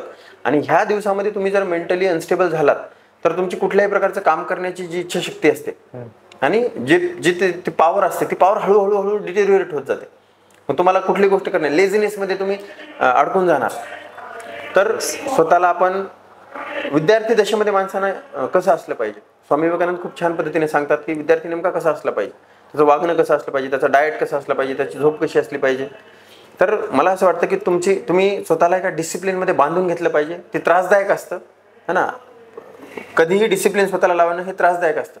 सकाळी वेळेमध्ये उठणं, थोडासा व्यायाम, योगा करणं किंवा मेडिटेशन करणं, आपलं जे रुटीन आहे, आपली पुस्तकं वाचणं, स्टडी करणं, आपले क्लास असेल तो क्लास अटेंड करणं, आपल्या विकेंडला जी टेस्ट आहे त्या टेस्टचा सिलेबस जो काय आहे त्याच्याबद्दल, म्हणजे तुमच्या डोक्यामध्ये ह्या गोष्टी चालल्या पाहिजे. तुम्ही जर सोशल मीडियाच्या विळख्यात अडकला तर कोणत्या तरी एका रीलला फॉलो करतायत, मग त्या रीलला कोणीतरी रिप्लाय केला त्याला तुम्ही फॉलो करतायत, मग तुम्हाला असं वाटतं की त्या रील बघणं आणि मग त्याच्यामुळेच मला पूर्ण जगाची ओळख आहे, हा ना. काय फरक पडतो, कुठली एखादी गोष्ट तुमची मिस झाली, कुठली एखादी म्हणजे सोशल मीडियावर चालणारा एखादा ट्रेंड मिस झाला, काहीच, अहो तो ट्रेंड 1 महिन्याच्या नंतर तोच ट्रेंड जुना होतो. आपण जर 2 महिन्यापूर्वीची एखादी रील आता बघितलं आपल्याला अरे हा तर खूप जुना ट्रेंड होता, काय काय फरक पडला, जग बदललं त्याने किंवा तुमच्या लाईफवर किंवा कोणाच्या लाईफवर, त्या रील बनवणाऱ्याच्या कदाचित लाईफवर इम्पॅक्ट झाला असेल कारण त्याची रील व्हायरल झाली म्हणून त्यांना पैसे कमवले. या व्यतिरिक्त इतर कुठल्याही प्रकारचं. आणि मी जेवढं बघितोय ना विद्यार्थी ते असे फार युजफुल जे चॅनल असतात ते फार फॉलो नाही करत, ज्या चॅनलचा खरंच त्यांना अकॅडमिक वाईज किंवा पर्सनॅलिटी डेव्हलपमेंटमध्ये त्यांना यूज होणार आहे असे यूज केले तरी. परंतु मला असं म्हणायचं की हे सुद्धा चॅनल त्यांनी आता वापरू नये, विद्यार्थ्यांनी कमीच वापरले पाहिजे. हे सुद्धा चॅनल त्यांनी जेव्हा त्यांची 12वी कंप्लीट होईल ना त्याच्यानंतर जास्त वापरावे. आता सध्या तुम्ही स्वतःला जेवढं लिमिट कराल, तुमचं आपलं स्टडीचं, आपला फ्रेंड सर्कलचा जो छोटासा ग्रुप, आपले टीचर्स, आपला क्लास, आपलं रुटीन, याच्यात जेवढं बंदिस्त कराल तेवढं लाईफमध्ये पुढे तुम्हाला जास्त सक्सेस मिळण्याचे चान्सेस असतील. Yes, definitely sir. सर आता काही फेल्युअर बद्दल काही क्वेश्चन्स मला विद्यार्थ्यांनी विचारलेले. तर एक विद्यार्थिनीने असं सांगितलेलं की ती नीटमध्ये रिपीट करत होती, फेल झाली, त्याच्यानंतर मग तिचे पालक आता तिला खूप टॉर्चर करतात. म्हणजे असं डायरेक्टली नाही पण इनडायरेक्टली, की काम सांगणे किंवा काहीतरी टॉन्ट मारणे किंवा नीट न बोलणे. म्हणजे असं तुम्हाला समजते ना कशा पद्धतीने. तर त्या अशा सिच्युएशन मध्ये त्या मुलीने काय केलं पाहिजे, कारण आता ती तर डॉक्टर बनू शकत नाहीत, कारण त्या मुलीला ती घरचे आता चान्स देणार नाहीत डबल. मग आता काय पुढं? बघा, पालकांकडून अशा पद्धतीने होत असेल ते दुर्दैवी आहे, असं व्हायला नको. परंतु मला असं वाटतं की एकदा तुम्ही तुमच्या पालकांसोबत ओपनली चर्चा करा, त्यांना सांगा की कुठलाही विद्यार्थी स्वतःहून हे तर करत नाही ना की मला म्हणजे स्वतः फेल व्हायचंय, मी मुद्दामून फेल होतो. तर पालकांनी हे समजण्याची गरज आहे. मी थोड्या वेळापूर्वी सांगितल्याप्रमाणे की प्रत्येक विद्यार्थी डॉक्टर होऊ शकत नाही, सगळेच डॉक्टर होऊन फायदाही नाही. इतर गोष्टीही करण्यासाठी चांगल्या लोकांची गरज आहे. आणि कदाचित तुम्ही डॉक्टर नाही झालात म्हणजे तुम्ही चांगले नाहीत असं अजिबात होत नाही. तर जर विद्यार्थ्यांना ठरवलं, त्यांनी जे कुठलं करिअर निवडलेलं आहे आता त्या करिअरमध्ये जर त्यांनी एक्सेल केलं, त्यांनी त्यांच्या त्या करिअरमध्ये अकॅडमिक्समध्ये जर खूप चांगलं करून दाखवलं तर थोडासा पालकांचा विश्वास बसतो. पालक पण असं काही जाणून बुजून करत नसतात. त्यांच्याही मनात अँझायटी असते, त्यांच्याही मनामध्ये तो फोमो असतो यार की आम्ही एवढे प्रयत्न केले, आम्ही एवढा खर्च केला पण होऊ शकलं नाही. तर कुठेतरी दोघांचे जे थॉट्स आहेत ते एकत्र यावेत. म्हणजे तुम्ही दोघांनी एकत्र येऊन एकदा जर चर्चा केली, एकदा तुम्ही तुमच्या भावना तुमच्या पालकांजवळ व्यक्त करून दाखवा. मनामध्ये तुमच्याही घुसमट होऊ देऊ नका की मला माझे पालक कंटिन्युअसली असं करतात, ह्या पद्धतीने ट्रीट करतात. तुम्हाला हे फील होते हे त्यांना कळू द्या. तुमच्या आईला, तुमच्या पप्पांना हे सांगा की तुम्ही ह्या पद्धतीने बोलल्यामुळं मला असं फील होतं, मला टॉर्चर फील होतं, मला त्रास होतो ह्या गोष्टींचा. आणि प्लीज तुम्ही असं बोलू नका. मी आता जे काही निवडलेलं आहे करिअर त्याच्यामध्ये मी खूप चांगलं करेन आणि त्याच्यामध्ये मी खूप चांगलं नाव करून दाखवेन आणि तुम्हाला माझा अभिमान वाटेल अशाच पद्धतीने मी लाईफमध्ये काहीतरी करून दाखवेन, ही त्यांना खात्री द्या. त्याच्यामुळे मला वाटतं थोडंसं कम्युनिकेशन जर झालं तर ह्या गोष्टी कमी होतात. Yes, definitely. पालकांना असं स्पष्ट सांगितलं तर ऍटलीस्ट पालक थोडा विश्वास तरी दाखवतील. आणि सर अजून एक प्रश्न आहे की आता काय काय विद्यार्थी काय असतं म्हणजे 1, 2 वेळेस 3 वेळेस ते रिपीट करून देखील ते त्यांचं स्वप्न पूर्ण करू शकत नाहीत. अशा सिच्युएशन मध्ये मग सोसायटी एक त्यांना म्हणजे त्या नजरेने बघते की यार किती वर्ष झाले रिपीट करतोय, प्रत्येक वर्षी तर लातूरमध्येच यायला आहे, किंवा मग त्यावेळेस काय होतंय त्यांच्यामधला जो कॉन्फिडन्स असतो तो अजून जास्त लो होतोय. पण त्यांनी ठरवलेलं असतं की माझ्या आयुष्याचं एकच एम आहे की मला फक्त आणि फक्त डॉक्टरच बनायचं, मला दुनियाची काही घेणं देणं नाही. पण तरी पण कॉन्फिडन्स थोडा डाऊन होतोय अशा सोसायटीमधले लोक ज्यावेळेस बोलतात. बघा, मला विद्यार्थ्यांना म्हणायचं की आपण स्वतःलाही एक टाइमलाईन बांधून दिली पाहिजे की आपण नेमकं किती वेळ देणार आहोत. आता बरेच विद्यार्थी मी असेही बघितलेत की जे ह्या लूपमध्ये अडकतात, कंटिन्युअसली तयारी करत राहतात 1 वर्ष, 2 वर्ष, 3 वर्ष, 4 वर्ष, 5 वर्ष, म्हणजे हे त्या लूपमधून कधी बाहेरच पडत नाहीत. तर नीट किंवा जेई म्हणजेच एंड आहे का? मेडिकल किंवा इंजिनिअरिंग सोडून जगामध्ये इतर करिअरच नाही आहेत का? तुम्ही ज्या सर्कलबद्दल बोलतायत की कोणीतरी बोलतं, 2दा रिपीट केलं, 3दा अटेम्प्ट दिला म्हणून कोणीतरी बोलतं, तर ते बोलणारे लोकही फार कमी आहेत जगामधले आणि नीटची तयारी करणारे लोक खूप कमी आहेत. ते भले आपण त्याच्यात आहोत म्हणून आपल्याला वाटतं की सगळे आजूबाजू तर जग तेच करते. खूप मोठं जग आहे. आर्ट्स करणारे लोक असतात, कॉमर्स करणारे असतात, सायन्समध्ये इंजिनिअरिंग करणारे असतात, उरलेले जे असतात ते मेडिकलमध्ये पण MBBS डॉक्टरच व्हायचंय म्हणून बसणारे. म्हणजे ओव्हरऑल जगाचा विचार केला तर आपण फार छोट्या दुनियेमध्ये आहोत आणि आपण जे पण तुम्ही स्वप्न बघतात ते सुद्धा फार असं नाही की तुम्ही ते अचीव्ह केलं म्हणजे जगातलं सगळं सुप्रीम गोष्ट अचीव्ह केलं. तर आपण स्वतःला एक टाइमलाईन आखून दिली पाहिजे. आणि जर तुमचा स्कोर, माझं असं म्हणणं आहे की जर ठीक आहे पहिल्या वेळेस तुम्ही 12वीची तयारी करताना तुमचा स्कोर किती जरी कमी असला तरी तुम्ही नीट क्रॅक डेफिनेटली करू शकता. पण तुम्ही जर एक अटेम्प्ट एकदा रिपीट केलेला असेल किंवा दुसऱ्यांदा रिपीट केलेला असेल आणि तुम्ही थोडक्यात गेलात किंवा कुठलं कारण होतं, कुठल्या कारणामुळे तुम्ही आजारी पडलात किंवा काही कारणामुळे तुम्हाला जमलं नाही तयारी करायला किंवा थोडक्यात तुमचा जसं आता मागच्या वर्षा जसं पेपर ज्या पद्धतीचा आला त्यामुळे तुमचं बॅड लक झाल्यामुळे जर तुम्ही 50 मार्कांना 100 मार्कांना तुमचा कट ऑफ मिस होत असेल, अशा वेळेला तुम्ही रिपीट करण्याचा विचार करत असाल, परंतु 3 वर्ष तयारी केली आणि तरी सुद्धा 300च्या वरच मार्क जात नाही, तर अशा विद्यार्थ्यांना मला हे सांगायचंय बेटा, फक्त मेडिकल म्हणजेच लाईफ नाहीये, MBBS म्हणजेच लाईफ नाहीये, इतरही खूप चांगले करिअर ऑप्शन्स असतात. तुम्ही कदाचित याच्यापेक्षाही खूप चांगलं दुसऱ्या करिअरमध्ये करू शकाल. त्यामुळे तुमच्या लाईफमधला हा अतिशय अमूल्य असा वेळ आहे. तो वेळ तुम्ही 30 गोष्ट रिपीट करत बसण्यामध्ये वाया घालू नका. एका वेळेला आपल्याला कळलं पाहिजे की आपल्याकडून हे जमणार आहे की नाही, किंवा जमणार आहे किंवा नाही म्हणण्यापेक्षा की आपण ह्या गोष्टीसाठी जो वेळ ठरवून द्यायला हवा होता तेवढा वेळ दिलेला आहे. आता आपण लाईफमध्ये मूव्ह ऑन केलं पाहिजे, इतर गोष्टींना आपण वेळ दिला पाहिजे. Yes, definitely. आणि सर, आपल्या युट्यूब चॅनलवरती जे नीटमधनं सक्सेस झालेत अशा विद्यार्थ्यांचे व्हिडिओज येत असतात, पण काही असे खूप साऱ्या विद्यार्थ्यांना मी भेटतो जे रिपीट करायला येतात. त्यांना विचारतो की मी तुझ्या लाईफमधली सगळ्यात मोठी चूक कुठली, तू रिपीट करायला आलाय, तर ते असं म्हणतात की मी एकच पॅटर्न फॉलो केला नाही. म्हणजे फॉर एक्झाम्पल RCC पॅटर्न आहे ते मी फॉलो करत बसलो नाही, मी मधनच ब्रेकमधनं जायचो, ऑनलाईन लेक्चर बघायचो त्या ॲपवर कुठल्या तरी. मग अशा पद्धतीने इकडचं मिक्स वगैरे झालं नंतर, आणि लास्टला रिअलाइज झालं की यार दोन्हीपैकी जर मी एकच फॉलो केलं असतं तर आज कुठंतरी मी डॉक्टर झालो असतो. या दोन्हीच्या चक्करमध्ये काही बनवू शकलो नाही मी. तर याच्यावर तुमचं काय मत आहे? बघा, ही गोष्ट ही माझ्याही म्हणजे मला जे विद्यार्थी भेटतात त्यांनाही मी सांगत असतो, आजकाल काय झालं, ऑनलाईनला एवढा मल्टिपल सोर्सेस अवेलेबल झालेले आहेत आणि तुम्हाला फार कमी किमतीमध्ये ते ऑनलाईन कोर्सेस अवेलेबल होतात. त्याचा एका पद्धतीने हा फायदा असतो की काही मिस झालं तर बघायला, परंतु त्याचा उलटा इफेक्ट होतोय. जसं गावाकडे एक म्हण असते, जोपर्यंत आपल्या दोरी सोडत नाही तोपर्यंत पोहणं शिकत नाहीत. गावाकडे पोहणं शिकण्यासाठी विहिरीमध्ये दोरी बांधतात कमरेला आणि माणूस सोडतात, बुडायला आला की त्याला वर ओढतात. तसं विद्यार्थी ऑनलाईनचा जो सोर्स आहे त्याचा दोरी म्हणून यूज करत होते. त्याच्यामुळे व्हायचं काय, क्लासमध्ये पण लक्ष द्यायचं नाही, क्लासमध्ये अटेंटिव्ह राहायचं नाही. आपल्याला मनात जेव्हा येईल तेव्हा क्लासमध्ये लक्ष द्यायचं, काही लेक्चर्स मिस करायचे आणि नंतर मग घरी जाऊन मी ते व्हिडिओ बघतो म्हणून बघायचं. म्हणजे अर्धे व्हिडिओ अर्ध क्लासमध्ये हे करण्यामध्ये विद्यार्थी गोंधळून गेले. नेमकं कुठं फॉलो करायचं हे त्यांना कळलंच नाही. माझं विद्यार्थ्यांना स्पष्ट म्हणणं आहे, मी चांगलं किंवा खराब म्हणणार नाही, परंतु विद्यार्थ्यांनी एक गोष्ट जी पण आपण ठरवलेली ना त्या एकासोबत 100% विश्वास ठेवून त्यांना एंडपर्यंत फॉलो करावं. याच्यातूनच सक्सेस मिळतं. आणि युजली आता जसं RCC मध्ये आम्ही आमच्या पद्धतीने आम्ही जे बेस्ट पॉसिबल असतं, मॅक्झिमम ज्याच्याने रिझल्ट येणार आहे तेच आम्ही विद्यार्थ्यांना देण्याचा प्रयत्न करणार. तसं तो प्रत्येक जण करतोच त्यांच्या परीनं. त्यामुळे कोणाचं जरी तुम्ही एकाचा फॉलो केलं ना, तुम्हाला दुसऱ्या कोणाचा फॉलो करण्याची गरज पडत नाही.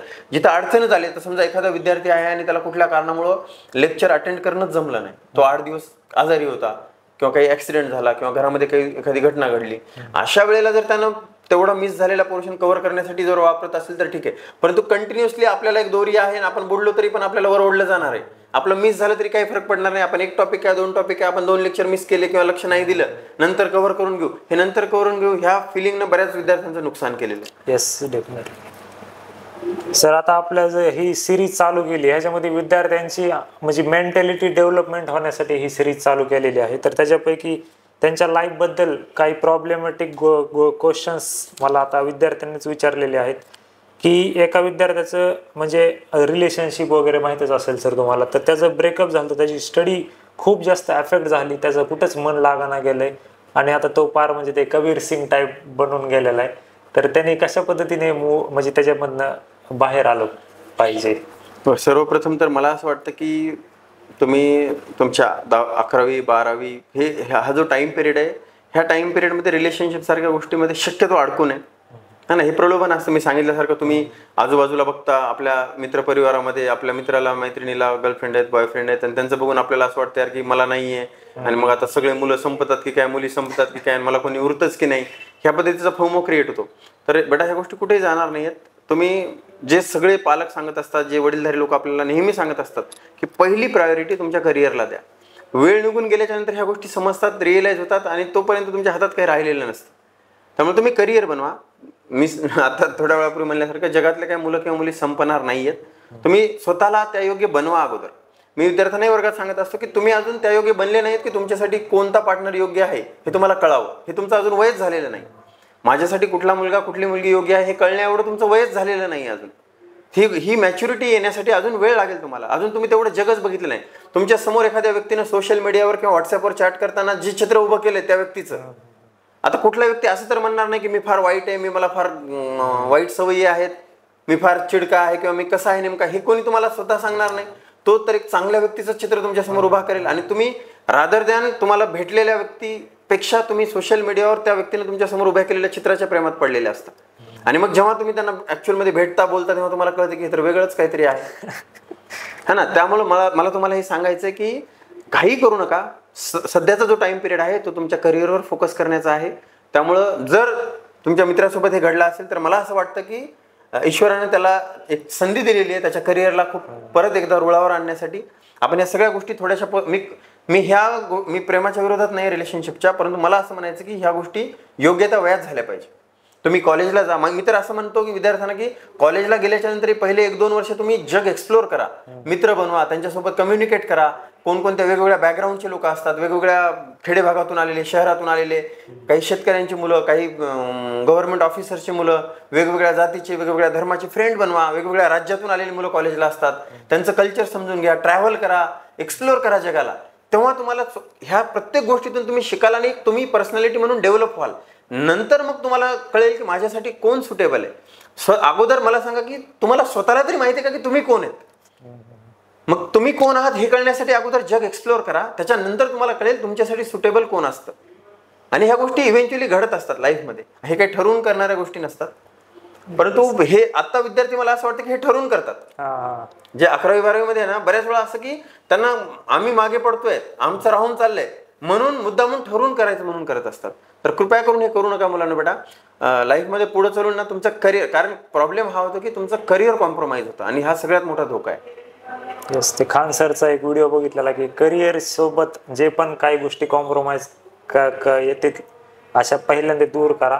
पहिल्यांदा तुमचं करिअर सेट करा, मग ते फॅमिली असेल किंवा फ्रेंड्स तुमचे जे काय. तेच होतं अनफॉर्च्युनेटली मुलांना ना ह्या गोष्टी त्या दिवसामध्ये हे असं सांगितलं ना की त्यांना वाटतं की कोणीतरी काहीतरी भाषण दिल्यासारखं देतोय. ते वेळ गेल्याच्या नंतर मग कळतं. अक्षरशः मी मुलं रडताना बघितलेले आहेत माझ्याकडे. आता ह्या असे रिलेशनशिप रिलेटेड काही मुलं येतात की सर असं असं होतं, अरे मी 12वी पूर्ण तिच्या नादातच गेली, माझी रिपीटर माझं पूर्ण गेलं आणि आता 3 MBBS ला लागली आणि मी आता परत रिपीटला आलोय. किंवा काही वेळेला मुली सांगतात की सर तो लागला आणि आता तो मला बोलतच नाहीये. म्हणजे हे अशा गोष्टी घडतात. तुम्ही तुमच्या हातामध्ये एक गोष्ट आहे बघा, येणारा व्यक्ती तुमच्यासोबत किती दिवस राहणार आहे आज तरी तुम्हाला किमान माहित नसतं है ना. कारण अजून लग्न व्हायला, तुमचे मेडिकल करिअर चूज केलं म्हणजे लग्न व्हायला अजून 12 वर्ष लागतं. आज तुमच्यासोबत जो व्यक्ती आहे तो राहणार आहे की माहित नाही, पण आज करिअर जर तुम्ही निवडलेलं आहे, तुम्ही जर डॉक्टर झाला तर ते लाईफ टाइम तुमच्या सोबत राहणार आहे. ते तुम्हाला रिस्पेक्ट मिळवून देणार आहे, ते तुम्हाला पैसा कमवून देणार आहे, समाजामध्ये इज्जत कमवून देणार आहे. त्यामुळे ते अगोदर ती गोष्ट तुमची हातामध्ये असली पाहिजे. एक चांगलं करिअर सगळ्यांना, मला विद्यार्थ्यांना सांगायचं की आपलं करिअर अगोदर फोकस करा बेटा. Yes, definitely sir. ते काय असतं 1 लाख मधलं एखादं असतं की त्याच्यासोबत त्याची गर्लफ्रेंड असते आणि मग ते सक्सेसफुल होतं वगैरे टाईप स्टोरी असते. बट ते जनरल लाईफमध्ये तशा काही गोष्टी घडत नाहीत असं मला तर वाटतंय. मुलं मूवीज आणि हे सिरीज, मूवीज, गाणी वगैरे बघून जास्त इन्स्पायर होतात आणि त्यांना वाटतं की ते रिअल लाईफ मध्ये आपल्या गोष्टी तशाच घडतात. आता ते मध्ये एक मूवी आलती सय्यारा, थिएटर मधले ते रडायचे व्हिडिओज आणि हे ते पूर्ण ती एक लाईफ वेगळीच आहे. आता ते कोण विद्यार्थी आहेत का कोण आहेत त्यांनाच माहिती, काय ते करिअरमध्ये काय करतात किंवा लाईफमध्ये अर्निंग वगैरे काय करतात का असंच आहेत त्यांनाच माहिती. सर अजून एक प्रश्न असा आहे की आता हे तर 11वी-12वीचे झाले, पण काही विद्यार्थी कॉम्पिटेटिव्ह एक्झाम जसं MPSC UPSC तशा पद्धतीचे एक्झामची तयारी करतात. अशा एक्झामची तयारी करत असणाऱ्या विद्यार्थ्यांना एक म्हणजे पार्टनर किंवा म्हणजे जे त्यांचं रिलेशनशिप आहे ते त्यांना किती म्हणजे त्यांना ह्यानी मदत करू शकतं ते. बघा आता ही गोष्ट असं सांगणं अवघड आहे, कारण मी सांगितलं तसं की कोणी पार्टनर भेटणं, रिलेशनशिप मध्ये जाणं ही गोष्ट ठरवून केली जाणारी गोष्ट नाही. ती नकळतपणे घडते जेव्हा थॉट्स मॅच होतात, पर्सनॅलिटी एकमेकांना सुटेबल वाटतात. आणि ह्या तयारी करत असताना ह्या प्रवासामध्ये जर तुम्हाला वाटलं की एखाद्या व्यक्तीमुळे आपल्याला मेंटल सपोर्ट मिळतोय, एखादी व्यक्ती आपण जो काही लाईफमध्ये जे स्ट्रगल फेस करतोय, जे काही आपण हार्डशिप्स फेस करतोय त्याच्यामध्ये त्या व्यक्तीच्या असण्यामुळे आपल्याला तो प्रवास करणं सुखकर होतोय.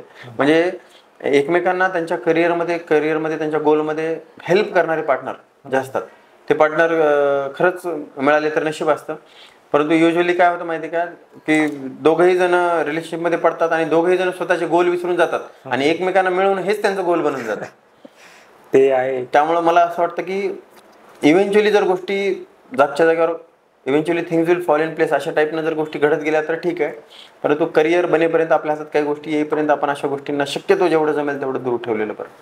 Yes, definitely sir. आणि नॉट ओन्ली रिलेशनशिप सर, काही गोष्टी काय करतात विद्यार्थ्यांना, काही गोष्टी इमोशनली दुसऱ्या पण हर्ट करतात.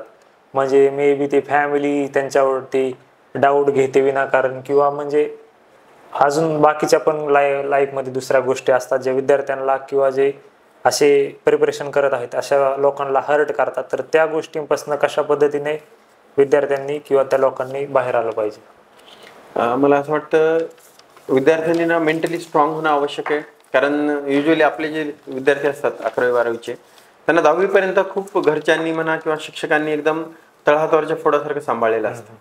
त्यामुळे त्यांना जेव्हा लोक डायरेक्टली बोलायला लागतात, त्यांना हर्ट होण्यासारख्या गोष्टी बोलायला लागतात, तर त्यांच्याकडून असलेल्या अपेक्षा बोलून दाखवायला लागतात, त्यावेळेला त्या गोष्टी हर्ट होतात. तर आपण आता म्हणजे जे आपला कम्फर्ट झोन होता त्याच्यातून बाहेर आलेलो, तर जग कसं चालतं, जग कसं वर्क करतं हे आपण आपल्या डोळ्यांनी बघितलं पाहिजे. आजूबाजूला कशा पद्धतीने लोक असतात, कशा पद्धतीने ते बिहेव करतात, लोकांसोबत चांगलं वागणारे लोक, आपल्यासोबत चांगलं वागणारे, आपल्यासोबत वाईट वागणारे लोक, इतरांसोबत चांगलं वाईट वागणारे लोक, याचं ऑब्झर्वेशन आपण केलं पाहिजे. आणि काही गोष्टी ज्या असतात ह्या लाईफमध्ये रिअलिस्टिकली घडत असतात हे समजून घेऊन आपण चाललं पाहिजे. त्याच्यासाठी थोडं मेडिटेशन करून आपली मेंटल स्ट्रेंथ ग्रो करणं, मेंटली त्या गोष्टी ॲक्सेप्ट करण्याची मानसिकता तयार करणं, हे सुद्धा तेवढंच आवश्यक. जगात प्रत्येक गोष्ट आपल्या मनासारखी घडणार नाही. ती काय मग त्यातल्या काही गोष्टी आपल्या हातात असतात, काही आपल्या हातात नसतात. आपल्या हातात असलेल्याही गोष्टी मनासारख्या बऱ्याच वेळा घडत नसतात. तर लाईफमध्ये येणारे जे काही सक्सेस फेलियर असतात त्यांना आपण ॲक्सेप्टही करून चाललं पाहिजे. काही दिवसांपूर्वी मी एक व्हिडिओ टाकला होता की निसर्ग जो आहे ना, निसर्गातल्या गोष्टी ना ते खूप ॲक्सेप्टिव्ह आहेत फेलियरसाठी. जसं सिंह किंवा जे कार्निव्हर्स असतात ना, ते शिकार करताना 25% वेळा सक्सेसफुल होतात, 75% वेळा फेल होतात. पण ते त्याच्या इगोवर घेत नाहीत कधी. माणूस फार इगोवर घेतो फेलियरला. माझ्यासोबत कसं काय असू शकतो, मी कसं काय फेल होतो, मला कसं काय युनिटमध्ये मार्क येत नाहीत, मी कसं काय MBBS होत नाही, एकदा अजून ट्राय करतो, अजून एकदा ट्राय करतो, अजून एकदा ट्राय करतो. त्या 5 वर्ष ट्राय करण्यात त्याचं वय, त्याचा किती वेळ गेला, त्याच्या फॅमिलीची किती मानसिक कुचंबना झाली, आणि करिअरमध्ये तो कदाचित प्रोग्रेस दुसऱ्या करू शकला असता, तो राहून गेला. ह्या गोष्टी होतात. अल्टिमेटली हे सगळं तर माणसानंच बनवलेलं आहे. आणि ह्या माणसानंच बनवलेल्या जगामध्ये माणूसच स्वतःला कमकुवत बनवत जातो. त्यामुळं मला हे सांगायचं की थोडंसं मेंटली आपण स्ट्रॉंग झालं पाहिजे, रिअलिस्टिक डिसिजन्स घ्यायला शिकलं पाहिजे. मेडिटेशन केल्यानं खूप फायदा होतो. मला पर्सनली मेडिटेशनचा खूप फायदा झालेला आहे. मी विद्यार्थी दशेपासून दररोज मेडिटेशन करायचो. 10 मिनिट का होईना मेडिटेशन करा. आपण स्वतः काय आहोत ते आपल्याला कळत जातं. त्याच्यामुळे मेडिटेशनची सर प्रोसेस काय, म्हणजे काय? मी असं ऐकलेलं की जे श्वास आहे आपला त्याच्यावरती लक्ष ठेवायचं, किंवा मग काही लोक सांगतात की इथं जे आपलं सेंटरला आहे तिथं लक्ष ठेवायचं. ते आता मेडिटेशन करण्याचा प्रत्येकाचा वेगवेगळा प्रकार असतो. मेडिटेशन करणं म्हणजे थोडक्यात काय, तुम्हाला शून्यामध्ये जायचंय. तुमच्या डोक्यामध्ये कुठलाच विचार नाही आला पाहिजे या पद्धतीनं. मग तुम्हाला जे डोळ्यात बघायला लावतात ते कुठल्या तरी एक सेंटर पॉईंट आहे ज्याच्यावर तुम्ही फोकस करताय. फॉर उदाहरणार्थ मी एक मंत्र म्हणतो, मी डोळे बंद करतो आणि मी एक मंत्राचा जप करतो, आणि मी ट्राय करतो की माझा 100% फोकस फक्त आणि फक्त त्या मंत्रावर असला पाहिजे. माझ्या डोक्यामध्ये तर कुठलाही विचार नाही आला पाहिजे. म्हणजे मला आता कुठला नेक्स्ट टॉपिक कुठला घ्यायचा आहे, मला तो टॉपिक कसा शिकवायचा आहे, विद्यार्थी काय अडचणी घेऊन आले होते, मला आज काय करायचं, उद्या काय करायचं, परवा काय करायचं, लाईफमध्ये लॉंग टर्म गोल, कुठलाच विचार माझ्या डोक्यात नाही आला पाहिजे. हा विचार करणं म्हणजे थोडक्यात काय तर शून्यामध्ये जाण्याचा विचार करणं. ही गोष्ट फार त्रासदायक, म्हणजे सुरुवातीला वाटते हे तर काय याच्यात काय एवढं अवघड, पण खूप अवघड जाते. तुमच्या डोक्यात कंटिन्यू विचार येत राहतात काही ना काही. पण जसं जसं वेळ जातो, 1 महिना 2 महिने, मग तेव्हा तुम्हाला सवय लागते, तेव्हा तुमचं मन शांत व्हायला लागतं, तेव्हा तुम्हाला कळतं खरं मेडिटेशन काय असतं आणि त्याचा काय यूज होऊ शकतो. नेक्स्ट क्वेश्चन असा आहे की कन्सिस्टंट कसं राहिलं पाहिजे एक लॉंग रेसमध्ये? बघा, म्हणजे यशस्वी होण्यासाठी माझ्याकडून म्हणजे बरेच जण बरेच फॉर्म्युले सांगतात. मला असं वाटतं यशस्वी व्हायचं असेल ना तर सगळ्यात बेसिक फॉर्म्युला आहे कन्सिस्टन्सी. जी पण गोष्ट करता तुम्ही फार एक्स्ट्रॉर्डिनरी गोष्ट करू नका, थोडंच करा. हा ना, विद्यार्थी म्हणतात ना की सर दिवसात किती तास अभ्यास केला पाहिजे. बेटा तुम्ही 4च तास करा, पण दररोज करा, न चुकता करा, आणि जो करताय तो चांगल्या क्वालिटीचा करा. कन्सिस्टन्सी इम्पॉर्टंट आहे. ब्रेक्स येऊ देऊ नका, लूज पडू नका. हा ना, कुठल्याही कारणामुळे, कुठल्याही छोट्या मोठ्या कारणामुळे आपण युजली काय करतो, प्रोक्रॅस्टिनेट करतो, गोष्टींना पुढे ढकलतो, उद्या बघू, परवा बघू. तर ते करू नका. कन्सिस्टंटली आपल्याला करायचंय. फार जास्त एका दिवशी करा म्हणणार नाही, थोडं थोडं करत राहा. कन्सिस्टन्सी हेच सक्सेसचा की असतो बेटा. कन्सिस्टन्सीमुळे तुम्हाला एकतर डिसिप्लिन मेंटेन राहते. है ना, कन्सिस्टन्सी दाखवायची म्हणजे तुम्हाला तेवढा वेळ द्यायचाच आहे, त्याच्यासाठी तुम्हाला नकळतपणे डिसिप्लिन ठेवावं लागणार. ते करायचं तेवढा वेळ म्हणजे तुम्हाला नकळतपणे हार्डवर्क सुद्धा त्याच्यात टाकावं लागणार, आणि त्यामुळे तुम्हाला एक सवय लागून जाते. शिस्तीत राहण्याची, डिसिप्लिन राहण्याची, आणि ह्याच गोष्टी पुढे चालून सक्सेसमध्ये कन्वर्ट होत असतात बेटा. त्यामुळे स्वतःच्या माइंडला जे काही आपल्या डोक्यामध्ये येणारे विचार आहेत, जे काही प्रलोभनं असतात, मी पार्टीला जातो, मी इकडे जातो, तिकडे जातो, ह्या सगळ्या गोष्टींना आवरही घालावं लागतं जर कन्सिस्टंट राहायचं असेल तर. जर माझे आज 4 तास झाले नसतील आणि माझ्या मित्राची बर्थडे पार्टी, मला तिकडे 2 तास जायचंय, मी म्हणेल की नाही, मला माझा एवढा अभ्यास माझा झाला पाहिजे. त्यामुळं मला कन्सिस्टंट राहायचं हे जर ठरवलं तर बाकीच्या गोष्टी ऑटोमॅटिक जुळून येतील. त्यामुळे स्वतःच्या माइंडला सांगा की आजपासून मी हे जे ठरवलेलं आहे हे मी करणारच आहे, ऑटोमॅटिकली रिझल्ट मिळेल. Yes, definitely. सर, काय आता असे पॉईंट्स आहेत जे की खूप डीप रिसर्च केल्यानंतर मला भेटलेले आहेत, त्याच्यापैकी एक आहे की पॉवर ऑफ मॅनिफेस्टेशन काय आहे ती तुम्ही सांगा. बघा, पॉवर ऑफ मॅनिफेस्टेशन म्हणजे कसं असतं, समजा एखादी गोष्ट आहे, ती गोष्ट होणार आहे ह्याच्यामध्ये तुमचा जर बिलीफ असला, म्हणजे ती गोष्ट होणार आहे असं कन्सिडर करून तुम्ही जर चाललात, तर नॅचरली सगळे फोर्सेस असे अलाइन होतात की ती गोष्ट घडून येते. म्हणजे तुला जर वाटतं की उद्या चलून माझा रिझल्ट चांगला येणार आहे, तुम्ही जर रिझल्ट चांगला येणार आहे हे डोक्यात घेऊन जर चाललात तर ऑटोमॅटिकली, तर मला असं वाटतं की आता त्याच्याबद्दल बरेचसे तुम्हाला व्हिडिओज, बरेचसे बुक्स वगैरे पॉवर ऑफ मॅनिफेस्टेशन बद्दल मिळतील. आपण जर, माझं वैयक्तिक मत त्याच्याबद्दल असं आहे की आपण जर एखादी गोष्ट होणार आहे किंवा एखादी गोष्ट घडणारच आहे आणि त्याच्याबद्दल खात्री आहे आपल्याला, ह्या पद्धतीने चाललो तर ऑटोमॅटिकली आपली सगळी जी एनर्जी आपण ही त्या डायरेक्शनला लावतो. जे पण मॅक्झिमम अवेलेबल सोर्सेस आहेत ते सगळे आपण त्या पद्धतीने युटिलाइज करायला लागतो आणि त्यामुळे ती गोष्ट घडण्याचे चान्सेस वाढतात. त्यामुळे एखादी गोष्ट जर तुम्हाला घडून आणायची असेल, एखादी गोष्ट व्हावी अशी तुमची इच्छा असेल, तर तुम्ही तुमच्या माइंडला तसं वारंवार सांगत राहा की हे असंच आहे, हे असंच आहे, हे असंच आहे, मी डॉक्टर होणारच आहे, मी नीट क्रॅक करणारच आहे, मी जेई क्रॅक करणारच आहे. ऑटोमॅटिकली मग त्याच्यासाठी काय आवश्यक असतं त्या गोष्टी तुम्ही करायला लागता, तुमचे एफर्ट्स वाढतात. बरोबर आहे. नीट जेईचं तर माहित नाही, पण मी पण माझ्या लाईफमध्ये पण अशा बऱ्याच गोष्टी मॅनिफेस्ट केल्या, जसं की आजचा हा पॉडकास्ट आहे, मोठेगावकर सरांसोबत. म्हणजे काय झालं, 12th ज्यावेळेस मी होतो त्यावेळेस माझा एक मित्र होता, तो MBBS ला लागला तिकडं ह्याला मुंबईला. तर त्याने काय केलं, तर मोठेगावकर सरांसोबत फोटो टाकलेला, म्हणजे हातात हात घालून त्याचा सत्कार वगैरे करत असताना. तर मला वाटायचं अरे किती मोठा झाला, मोठेगावकर सरांसोबत त्यांनी फोटो टाकला, मी पण एक दिवस फोटो काढणार. आणि आज इतके सारे व्हिडिओज वगैरे बनवलेत. आणि डॉक्टर राजू वानरे सरांसोबत जे पॉडकास्टचे क्वेश्चन होते मागच्या वेळेसचे, ते मला डायरी मेंटेन करायची एक सवय, ती मी क्लासमध्ये असताना, तुम्ही शिकवत असताना काय काय क्वेश्चन्स ते लिहिलेले त्याच्यातले. म्हणजे बरेच गोष्टी मॅनिफेस्ट केल्या त्या की आज रिअल लाईफमध्ये येत आहेत. तर या गोष्टी, या जर्नीमध्ये मला एक गोष्ट समजली की जर तुमचं इंटेंट जर चांगला असेल तर म्हणजे निगेटिव्ह गोष्टी पण, म्हणजे ज्या नॉन लिव्हिंग गोष्टी आहेत त्या पण कधी कधी तुमची मदत करतात, असं मला म्हणजे ह्या गोष्टींमधनं समजलं. तेच लॉ ऑफ मॅनिफेस्टेशन. त्या लॉचं असंच म्हणणं आहे की तुम्ही जर एखादी गोष्ट बिलीव्ह करून चालला तर ऑटोमॅटिकली नेचर किंवा जो निसर्ग आहे तो अलाइन होईल आणि ती गोष्ट तशी करण्यासाठी प्रयत्न करेल. कधी कधी म्हणजे असं व्हायचं की नॉन लिव्हिंग गोष्टी ज्या त्यांना त्या गोष्टीचा माझा काही संबंध पण नाहीये, अशा पण गोष्टी कधी कधी फेवर करायचे की नाही आता तुझं हा पॉडकास्ट होणार आहे तयार, किंवा तू असा फोटो काढणार आहेस वगैरे. तर ते एक मनामध्ये पॉझिटिव्ह इंटेंट होऊन त्या केलेल्या गोष्टी होत्या. सर, आता ज्या मागच्या पॉडकास्टमध्ये तुम्ही असं सांगितलं की 21 इयर्सचे ज्यावेळेस तुम्ही होताल किंवा अर्निंग ज्यावेळेस करताल, that is the best time to get in relationship. तर याच्यावरती तुमचं काय मत आहे? तुम्ही या मतावरती कायम आहात का? 21 असं नव्हतं. मला जे आठवतं की आपण ग्रॅज्युएशन, मी जसं आता थोड्या वेळापूर्वी सांगितलं की आपण एका पर्टिक्युलर एजला गेल्याच्या नंतर आपण स्वतःला ओळखायला लागलो, आपल्या आवडीनिवडी कशा आहेत आणि आपल्याला कशा पद्धतीचा पर्सन सुटेबल आहे आणि आपण एक चांगली लाईफ सस्टेन करू शकतो, ह्या स्टेजला जाईपर्यंत आपल्याला लक्षात येतं की आपल्यासाठी कोण चांगलं आहे. त्यावेळेला आपण रिलेशनशिपचा विचार करू शकतो. पण मला असं वाटतं की त्या गोष्टीचा विचार करावा अशी गरज पडत नसते, ती गोष्ट ऑटोमॅटिकली नॅचरली घडत असते. Yes, definitely sir. सर, आता एक खूप म्हणजे आम्ही नाशिकला ज्यावेळेस तुमचं स्पीच ऐकत होतो त्यावेळेस पण तुम्ही ती स्टोरी सांगितलेली, तुमचं लास्ट अटेम्प्ट UPSCची स्टोरी कशी राहिलेली आणि कुठल्या गोष्टी तुम्ही त्या ह्याच्यामधनं शिकलेलात? म्हणजे तो माझा लास्ट अटेम्प्ट नव्हता, परंतु ज्या अटेम्प्टबद्दल तो बोलत आहेस त्याचं झालं असं होतं की माझा इंटरव्ह्यू होता 2019 मध्ये. 13 मार्च 2019ला माझा UPSCचा इंटरव्ह्यू होता आणि 10 मार्चला म्हणजे 3 दिवस अगोदर माझ्या इंटरव्ह्यूच्या की एक ॲक्सिडेंट झाला, ज्याच्यामध्ये माझे वडील, आई, आमचे काही नातेवाईक होते. एका कार्यक्रमाला जात असताना गाडीचा ॲक्सिडेंट झाला आणि त्याच्यामध्ये माझ्या वडिलांची डेथ झाली त्याच्यामध्ये. आणि तेव्हा मी दिल्लीला होतो, माझा 3 दिवसांनी इंटरव्ह्यू होता. मग त्याच्यानंतर परळीच्या जवळ तो ॲक्सिडेंट झाला होता. अंबेजोगाईच्या मेडिकल कॉलेजला त्यांना आणलं होतं. रविवारचा दिवस होता मग मला इकडून लातूरवरून मोठेगावकर सर, त्यांचा मित्रपरिवार ते तिथं पोहोचले. मग तिथून त्यांनी मला फोन केला. ते मला डायरेक्टली सांगत नव्हते, पण बिंग अ डॉक्टर मला लक्षात आलं. कारण 3 दिवसावर इंटरव्ह्यू असताना, कारण सगळेजण हे सगळे खूप आतुरतेने वाट बघत होते माझ्या इंटरव्ह्यूची. खूप चांगली तयारी झालेली होती त्या वर्षी.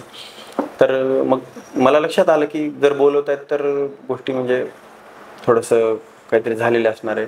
तर मग जेव्हा मी आलो त्यावेळेला कळलं की म्हणजे रस्त्यानं आणतानाच आमच्या पप्पांची डेथ झालेली होती. आई सुद्धा ICU मध्ये ॲडमिट होती जवळपास 1 आठवडाभर.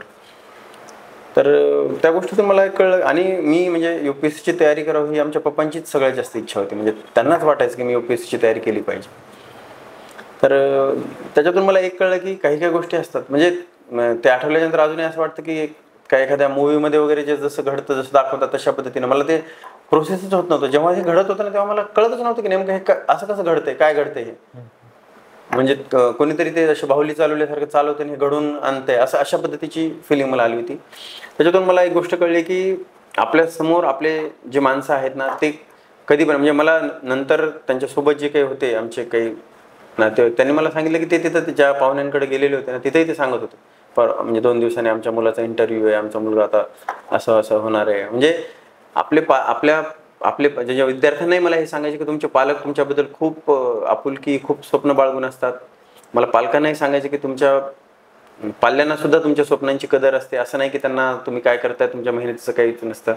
तर आपली जी माणसं असतात ना ते आपल्या सोबत आहे ते कधीपर्यंत असतील, जगामध्ये इतकी अनिश्चितता आलेली आहे की आपल्यासोबत कधीपर्यंत असतील आपल्याला माहीत नाही. त्यामुळं जेव्हाही तुम्हाला अपॉर्च्युनिटी मिळेल तेव्हाही त्यांना सांगा. तुम्हाला तुमच्या पप्पांना युजली मुलं बोलत नाहीत, परंतु मला वाटतं की मुलांनी बोलून दाखवलं पाहिजे की तुमच्या पप्पांनी किती कष्ट केलेत. तुमचे पप्पाच तुमच्यासाठी खरे हिरो आहेत. ते तुमच्यासाठी किती जास्त मॅटर करतात. तुम्ही त्यांच्या कष्टाचं किती जास्त म्हणजे बघताय, त्याचं किती चीज तुम्हाला वाटतं आणि कशा पद्धतीनं you how much you love them, you should tell them. हा ना, हे बोलून दाखवलं पाहिजे. आपण आपल्या वडिलांना, आईला हक केलं पाहिजे. आपण चिडचिड करतो, युजली आईला बोलताना चिडचिड करतो. परंतु ह्या गोष्टी म्हणजे असं वाटतं की कोणी अगोदर सांगितलं असतं ना तर मी बोललो असतो. म्हणजे त्या कॉलच्या म्हणजे त्या घटनेच्या जवळपास 8 दिवस अगोदर माझा शेवटचा कॉल झाला होता त्यांच्यासोबत. म्हणजे मला असं कधी कधी असं वाटतं की एकदा बोलायला चान्स भेटला असता कदाचित मला आल्याच्या नंतर. पण काही वेळाच्या नंतर आपल्या हातात गोष्टी राहत नाहीत. त्यामुळं माणसांवर प्रेम करा, करिअर वगैरे ह्या सगळ्या गोष्टी येतील जातील. आणि बऱ्याच वेळा असं होतं की मला असं वाटत राहतं ना की ते त्या प्रवासामध्ये त्यांच्यासोबत. आणि आता असं वाटतं की आपण म्हणजे त्यांनी एवढे कष्ट केले आपल्याला शिकवण्यासाठी, एवढे त्यांचे स्वप्न होते आणि आपण त्यांना चांगले दिवस दाखवू शकलो नाही. म्हणजे मी तोपर्यंत तयारीच करत होतो ना, आणि त्या तयारीमध्ये असतानाच ह्या सगळ्या घटना घडल्या. तर मी आज जर ते असले असते तर मी त्यांना खूप चांगली लाईफ देऊ शकलो असतं, तर ती देता आली नाही. आणि जे पालक बरेच म्हणतात ना की तुम्ही कमवल्यावर आम्हाला तुमचं नकोही काही, तेही मला असंच म्हणायचे की तू चांगलं बन, तू समाजामध्ये समाजाच्या कामाला आला पाहिजे, तू समाजाचं काम केलं पाहिजे, असं बन, आम्हाला नाही पाहिजे काही. तसं ते खरंच काही घेऊन गेले नाहीत. तर आपल्या लोकांवर जीव लावा, आपल्या माणसांवर प्रेम करा, आपले आई वडील, आपले आजी आजोबा, आपले जे काही सर्कल असतं त्या लोकांवर प्रेम करा, जीव लावा. सर, नेक्स्ट क्वेश्चन असा आहे की एक अशी बुक सांगा जी प्रत्येक ॲस्पिरंटनी वाचली पाहिजे, म्हणजे जे पण नीट असेल, JEE, UPSC, MPSC कॉम्पिटेटिव्ह एक्झामची तयारी करतात अशा विद्यार्थ्यांसाठी. आता बघा, प्रत्येक म्हणजे सिच्युएशननुसार लाईफच्या ना बुक्स वेगवेगळे असतात. पण मला असं वाटतं की द सिक्रेट नावाचं बुक आहे, त्याच्यामध्ये फार मार्मिक गोष्टी सांगितलेल्या आहेत ज्या प्रत्येक टाईपच्या माणसाला, स्टुडंट असेल, व्यावसायिक असेल, प्रोफेशनल असेल, कुठल्याही माणसाला त्याच्यातल्या गोष्टी ॲप्लिकेबल होतात. असं बुक आहे सिक्रेट नावाचं, द सिक्रेट. त्याच्यातून मला पर्सनली पण खूप फायदा झाला होता. मी एकदम विद्यार्थी दशेत असताना ना the magic of thinking big नावाचं एक पुस्तक वाचलं होतं. आमच्या एका सरांनी रिकमेंड केलं होतं 12वीत असताना. ते सुद्धा पुस्तक खूप छान आहे. म्हणजे 12वीतल्या विद्यार्थ्यांनी स्पेसिफिकली, म्हणजे आपण मोठा विचार केल्याच्या नंतर किती त्याचा फायदा होऊ शकतो, किती मॅजिक घडू शकतं ते, याच्यावर ते डेव्हिड जोसेफ स्वार्ट्झ नावाचे रायटर आहेत. आमचे शाहूला असताना एक टीचर होते, त्यांनी मला ते रिकमेंड केलं होतं. त्या बुकचाही मला खूप फायदा झाला. तर 12वीच्या स्पेसिफिकली विद्यार्थ्यांना वाचायचं असेल तर ते वाचू शकता, the magic of thinking big. Magic of thinking big. Sir, असं गोल्डन मंत्र काय आहे एक सक्सेस अचीव करायचं? सक्सेस म्हणजे थोडक्यात प्रत्येकालाच असतं की आपल्या फॅमिलीची सिच्युएशन बदलली पाहिजे, फॅमिली श्रीमंत झाली पाहिजे, किंवा मग ते खुश राहिले पाहिजे. त्याचं एक गोल्डन मंत्र काय आहे? बघा, असं गोल्डन मंत्र तर असत नाही विश्वजित सक्सेससाठी. पण ज्या गोष्टी वर्क करतात ॲक्च्युली प्रॅक्टिकली त्या गोष्टी मी सांगेन. सगळ्यात पहिलं 2-3 मुद्दे सांगतो, त्याच्यानुसार तुम्हाला काही गोष्टी चूज करता येईल. सगळ्यात पहिलं तर तुम्हाला आवड कशात आहे, 2-3 गोष्टी लिहून ठेवा. मला काय आवडतं, माझं पॅशन कशामध्ये, मला ही एक गोष्ट आवडते, दुसरी एक गोष्ट आवडते, तिसरी एक गोष्ट आवडते. ह्या 3 गोष्टी मला आवडतात. ह्या 3 गोष्टीपैकी मला जमतं काय.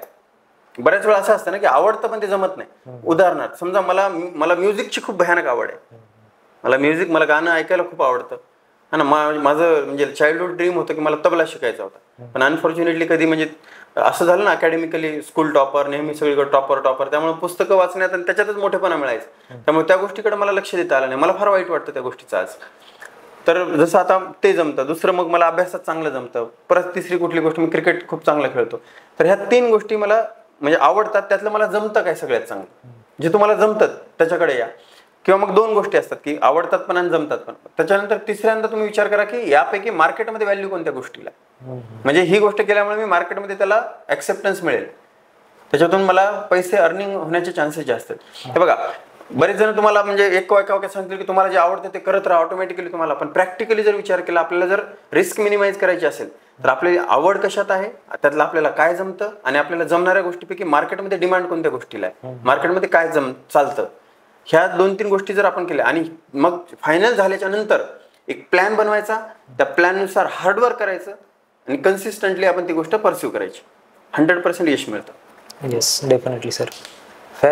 आपले पॅशन तर असायचंच पाहिजे. पण एक बिझनेसमॅनला भेटलेलो, त्यांनी मला एक कोट सांगितलेला की आपल्या शेतामध्ये काय उगवतंय याच्यापेक्षा मार्केटमध्ये काय विकतंय हे खूप महत्वाचं असतं. तेच त्यामुळे तुम्ही, पण जर ह्या 2 गोष्टी मॅच झाल्या, मार्केटमध्ये काय काय चालतंय, त्यातलं आपल्याला आपल्या शेतात काय उगवता येईल हे जर बघता आलं तर आपले फेलियरचे चान्सेस कमी असतात.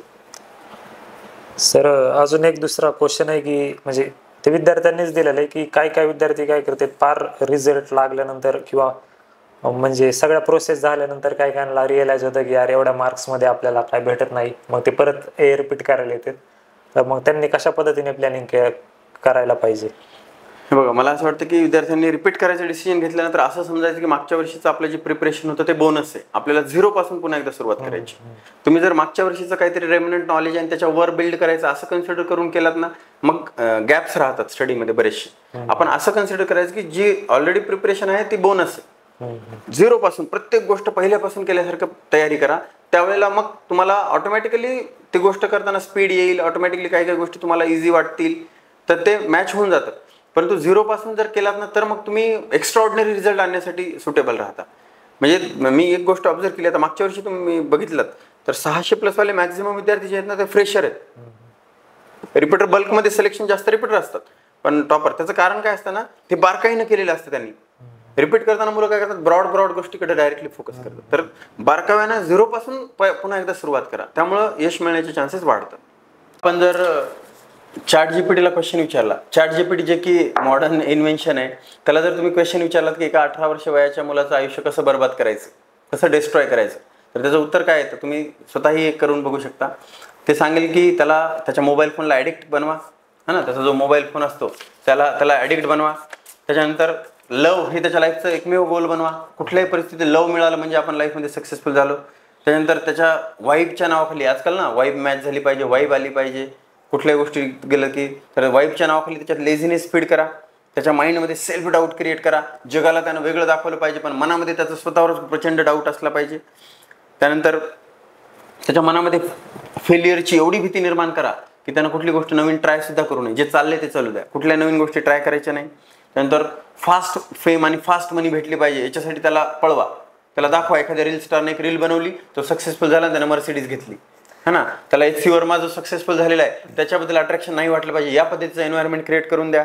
त्यानंतर त्याच्या फॅमिलीपासून त्याला सेपरेट करा, त्यानं कुठल्याही पद्धतीची मदत नाही मागितली पाहिजे. आणि झालं, ह्या सगळ्या गोष्टी झाल्या की ऑटोमॅटिकली तो स्वतःला डिस्ट्रॉय करतो. आणि समहाऊ मला असं वाटतं की आजकालची जी सोशल मीडिया ॲडिक्ट असलेले लोक आहेत ते सगळे ह्याच विळख्यामध्ये अडकलेले आहेत. तर त्यांनी वेळेत ह्या गोष्टी, हे माझं स्वतःचं उत्तर नाही, हे ChatGPTचं उत्तर आहे. तर कुठेतरी आपण स्वतःला असेच केलं पाहिजे, ह्यापैकी कुठल्या गोष्टीमध्ये आपण अडकलो आहेत का, आणि जर अडकला असाल तर वेळीच त्याच्यातून बाहेर या, वेळ गेलेली नाही आहे बेटा.